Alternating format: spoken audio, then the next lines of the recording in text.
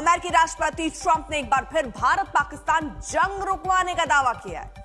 फिर से वही राग अलापा है। दूसरी पारी अपनी सरकार के 1 साल पूरा होने पर अमेरिकी संसद में उन्होंने कहा कि अपने कार्यकाल में उन्होंने 8 युद्ध रुकवाए, गिनती के साथ बताया 8 युद्ध रुकवाए।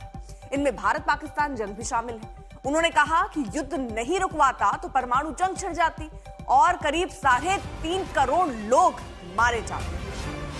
तो एक बार फिर ट्रंप का दावा अमेरिकी संसद में भारत पाक पर ट्रंप बोलते नजर आए और बोलते हुए ये कह रहे हैं कि मैं ही था जिसने जंग रुकवाई है। और सिर्फ भारत और पाकिस्तान नहीं, उन्होंने ऐसी 8 जंगें गिनवा दी और बोला इसका सारा क्रेडिट मैं खुद लेता हूं, क्योंकि जंग अगर होती तो लाखों लोग मरते, लेकिन मैं कैसे जंग को रुकवा रहा हूं, ये एक बार फिर बताने जताने की कोशिश ट्रंप की रही। Our country has never been stronger. My first 10 months, I ended 8 wars, including Cambodia. Isn't it funny? Sick people. Cambodia and Thailand, Pakistan and India would have been a nuclear war. 35 million people said the Prime Minister of Pakistan would have died if it were not for my involvement. Kosovo and Serbia, Israel and Iran, Egypt and Ethiopia, Armenia and Azerbaijan, the Congo and Rwanda, and of course the war in Gaza, which proceeds at a very low level. It's just about there. And I want to Pranay हमारे साथ हमारे सहयोगी इस वक्त जुड़ चुके हैं। प्रणय, बार बार इस चीज का जिक्र क्यों हो रहा है? क्योंकि अब भारत की तरफ से स्पष्ट हुआ कि किसी के कहने पर युद्ध नहीं रुका, तो ट्रंप बार बार इस बात का जिक्र क्यों कर रहे हैं कि देखिए मैंने युद्ध रुकवा दिया? देखिए, एक ऐसा सवाल है अर्पिता जिसका जवाब खुद राष्ट्रपति ट्रंप ही दे सकते हैं कि वो आखिर ऐसा क्यों कर रहे हैं। लेकिन अगर आप देखें कि लगातार ये सिलसिला जो अमेरिका में चल रहा है, राष्ट्रपति डोनाल्ड ट्रंप का ये मौका था state of the union address के अंदर अपनी उपलब्धियां गिनाने का। और आप जानती हैं कि राष्ट्रपति डोनाल्ड ट्रंप किस तरीके से हमेशा अपनी उपलब्धियां गिनाते रहते हैं, किस तरीके से वो अमेरिका को महान बना रहे हैं, किस तरीके से उन्होंने अमेरिका अर्थव्यवस्था को मजबूत किया है। टैरिफ को लेकर हाल ही में जब उन्हें झटका मिला है सुप्रीम कोर्ट से, उसके बाद उनकी ये लाजमी था कि वो टैरिफ की सफलता गिनाए। और आप जानती हैं कि लगातार वो टैरिफ का हवाला देते हुए कह रहे हैं कि टैरिफ का इस्तेमाल करते हुए मैंने इन 8 जंगों को, इन 8 लड़ाइयों को रुकवाया है। ये इस सब के बावजूद है कि भारत कई बार ये स्पष्ट कर चुका है कि 10 मई 2025 को जो फोन कॉल आया था ना पाकिस्तान के डीजीएमओ का, वही एकमात्र वजह थी जिसके बाद भारत ने यह फैसला किया कि इस ऑपरेशन के ऊपर फिलहाल केवल विराम लगाया जाएगा, लेकिन यह खत्म नहीं हुआ है। आधिकारिक तौर पर तो अभी भी ऑपरेशन सिंदूर जारी है और भारत ने हाल ही में जो प्रहार नीति अपनी है आतंकवाद के खिलाफ, उसको भी उजागर कर दिया है, यानी पॉलिसी ऑफ जीरो टॉलरेंस, आतंकवाद को कतई बर्दाश्त नहीं किया जाएगा।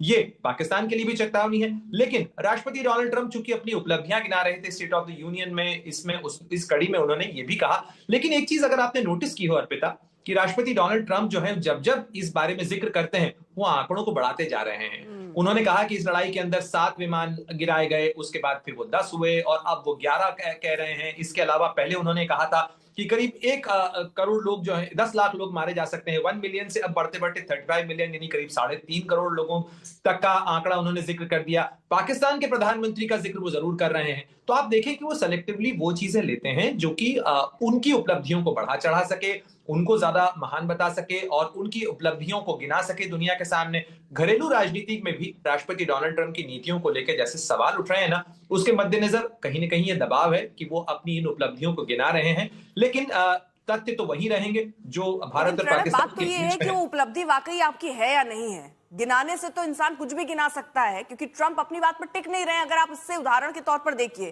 जैसे प्रणय बता रहे हैं, पहले कुछ डेटा देते हैं, पहले कुछ संख्या बताते हैं, बाद में अपनी ही बात को पलटकर कुछ और बोलते हैं। तो अगर वो सच बोल रहे हैं तो उसी एक चीज पर कम से कम टिके तो रहना चाहिए। प्रणय रहिए जरा साथ। ट्रंप ने अपनी सरकार की दूसरी पारी में 1 साल पूरा होने पर संसद में बड़े बड़े दावे किए हैं। जैसे उन्होंने बताया कि कैसे टैरिफ अमेरिका के लिए अच्छा है, कैसे उनके फैसले से अमेरिका का फायदा होगा, कैसे दुनिया को जंग से उन्होंने बचाया है, कैसे उन्हें 1 साल में बदहाल अमेरिका को खुशहाल बना दिया है।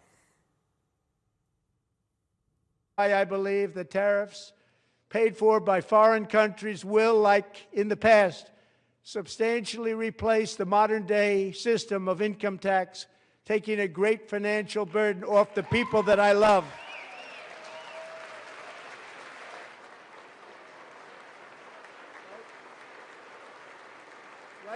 When I last spoke in this chamber 12 months ago, I had just inherited, a nation in crisis with a stagnant economy, inflation at record levels, a wide open border, horrendous recruitment for military and police, rampant crime at home, and wars and chaos all over the world.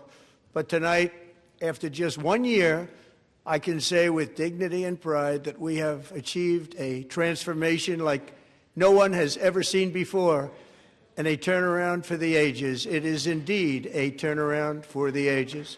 And we will never go back to where we were just a very short time ago. We're not going back. Today, our border is secure. Our spirit is restored. Inflation is plummeting. Incomes are rising fast.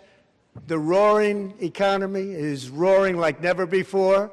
And our enemies are scared. Our military and police are stacked. And America is respected again, perhaps like never before. Pranay Upadhyay हमारे साथ हमारे सहयोगी इस वक्त जुड़े हैं। प्रणय, अगर Trump को सुनिए तो इनके साथ तो यही लगता है ना खाता ना वही, जो ट्रंप कहें वही सही, क्योंकि ये लगातार ये भी बता रहे हैं कि देखिए जो मैंने टैरिफ का फैसला लिया, भले कोर्ट कुछ कहे लेकिन मेरा फैसला सही था, मेरा फैसला अमेरिका के फायदे के लिए। अमेरिका में बता रहे हैं कि महंगाई दर कम हो रही है, जॉब्स मिल रही हैं, सच्चाई से परे सारी बातें। देखिए अर्पिता, एक अंग्रेजी का फ्रेज है, facts are secret, comment is free. तो तथ्य जो है वो पवित्र होते हैं, लेकिन राष्ट्रपति डोनाल्ड ट्रंप के लिए तथ्य उतने मायने नहीं रखते हैं जितना उनका कमेंट जो है वो मायने रखता है। और अगर आप देखें, वो ये दावा करते हैं कि अमेरिका के अंदर मर्डर रेट जो है बीते 125 साल के अंदर सबसे ज्यादा कम हुआ है। अमेरिका की अर्थव्यवस्था बूम कर रही है। राष्ट्रपति बाइडेन के कार्यकाल में जहां पूरे 4 साल के दौरान केवल 1 ट्रिलियन का निवेश आया, उनके एक साल के कार्यकाल में जो पिछला उनकी दूसरी पारी का पहला साल है, उसके अंदर 18 ट्रिलियन का जो निवेश है वो अमेरिका को हासिल हुआ है। कैसे अमेरिका के अंदर सब कुछ बहुत अच्छा हो रहा है, अमेरिका एक डेड कंट्री हो रहा था, अमेरिका अब एक हॉट कंट्री बन चुका है। ये सारी बातें राष्ट्रपति डोनाल्ड ट्रंप के इस भाषण के अंदर सुनाई देती हैं। लेकिन कहीं ना कहीं आप समझ सकती हैं उस राष्ट्रपति के ऊपर दबाव जिसकी नीतियों के ऊपर हाल ही में अमेरिका की सुप्रीम कोर्ट से फैसला आया हो। उन्हें टैरिफ को जस्टिफाई करना है, उन्हें यह बताना है कि वो सही नीतियों पर चल रहे हैं। अमेरिका की राजनीति के अंदर, अमेरिका के अंदर घरेलू स्तर पर भी और राज्यों में भी कई जगह विरोध प्रदर्शन हो रहे हैं, जैसे हमने मिनेसोटा में देखा, जो उनकी पॉलिसी है अवैध प्रवासियों के खिलाफ, उसको लेकर तो बहुत सारी उथल पुथल चल रही है। अंतरराष्ट्रीय स्तर पर उथल पुथल चल रही है, जो घटनाक्रम वेनेजुएला के अंदर हुआ है, जो गाजा पीस प्लान है, बोर्ड ऑफ पीस वो बना रहे हैं, यूएन का विकल्प तैयार करने की कोशिश कर रहे हैं, ईरान के साथ वो सीधा हेड ऑन टक्कर लेने की कोशिश कर रहे हैं। तो इन तमाम चीजों के बीच में बहुत सारे सवाल भी हैं और कहीं ना कहीं राष्ट्रपति डोनाल्ड ट्रंप अमेरिकी लोगों को, अमेरिका के नागरिकों को ये बताने की कोशिश कर रहे हैं कि वो सही नीतियों पर चल रहे हैं, क्योंकि कुछ ही महीनों में मिड टर्म इलेक्शन भी है। ठीक है।